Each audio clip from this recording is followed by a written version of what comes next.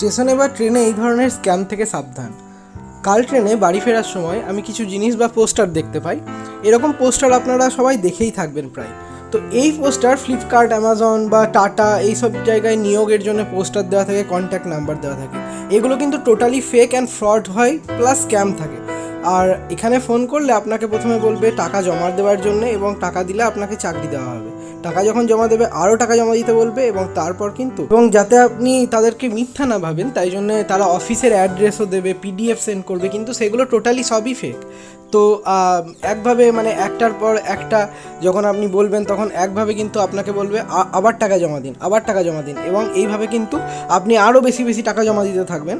কিন্তু অ্যাকচুয়ালি তারপর শেষে কিন্তু তারা টোটালি আপনাকে ব্লক করে দেবে এবং আপনি আর তাদের ফোনে পাবেন না। আর কোনো কোম্পানি এইভাবে তাদের চাকরির ভ্যাকেন্সি প্রমোশন করে না।